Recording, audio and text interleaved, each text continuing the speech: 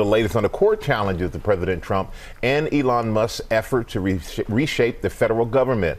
The administration is pushing back after a federal judge found that it was violating a court order. Our senior political correspondent, Rachel Scott, is tracking it all for us. Good morning, Rachel. Michael, good morning to you. And this is really turning into a showdown between the Trump administration and also the courts. Nearly every single effort put forward by President Trump and Elon Musk to shrink the size of the federal government is facing legal challenges. Just hours after a federal judge accused his administration of violating a court order, President Trump blasting the courts that have temporarily halted his agenda. But judges should be ruling. They shouldn't be dictating what you're supposed to be doing. For the first time in his second term, a federal judge finding his administration violated an order to fully lift its freeze on federal funding, calling the pause likely unconstitutional and adding that it continues to cause irreparable harm to a vast portion of this country.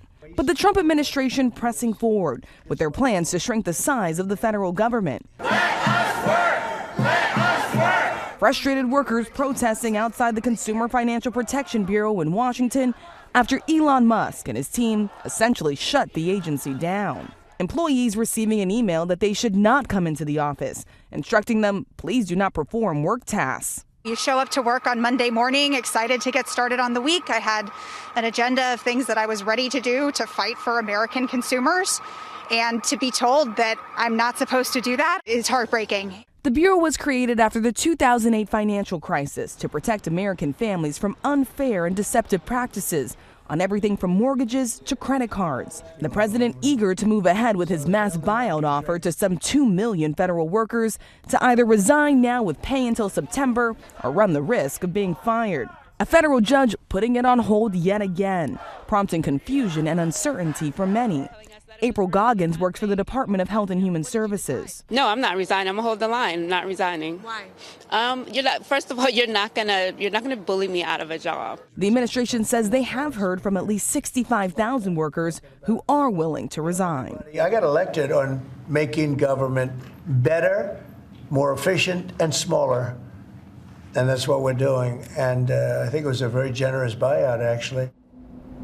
So after Elon Musk and Vice President J.D. Vance openly questioned the authority of the courts, several Republicans over on Capitol Hill, including Senate Majority Leader John Thune, drawing a very clear contrast. He says the courts have an important role to play in moderating power, Michael. Yeah, we'd all have to agree with that, Rachel. And Rachel, Musk and OpenAI CEO Sam Altman, they're feuding again.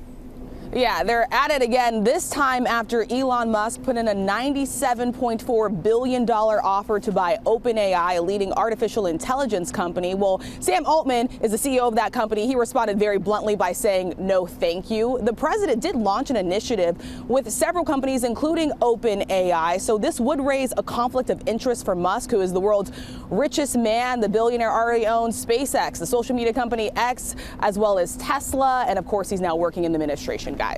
Okay, Rachel, thanks very much. It's been our chief legal analyst, Dan Abrams. We've got these showdowns brewing between the president and the courts now on several fronts. Right. And let's keep in mind there's a difference between not complying at this particular moment and defying.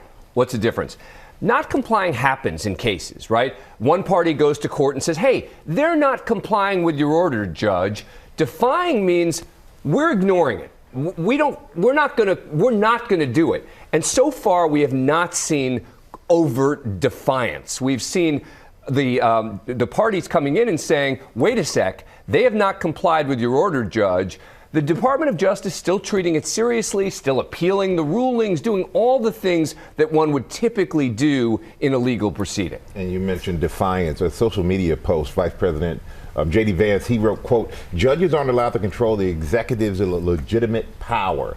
Does that sound defiant to you? That's a lot scarier, right? What J.D. Vance is saying is much scarier than what's actually happening in court. Because J.D. Vance is suggesting in that and in other posts that, you know what, if the executive branch doesn't agree with a ruling that the courts make, the executive branch in the end can have the final say.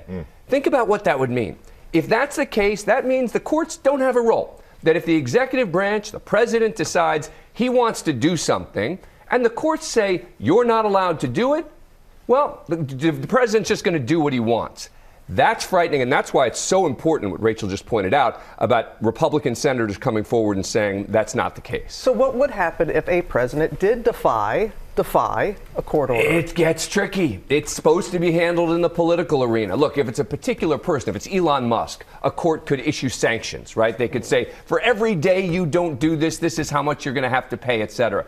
If it's the President of the United States, in the end, it kind of has to be dealt with in the political arena, which is why it's so important to watch those Republican Except senators. when it goes to the Supreme Court. Eventually, they're going to decide on one of these cases, and then we're going to have the real confrontation. Correct, meaning you still have the same question in the end, which is, are they going to listen to the Supreme Court? Which J.D. Vance seems to be suggesting maybe we don't. All right.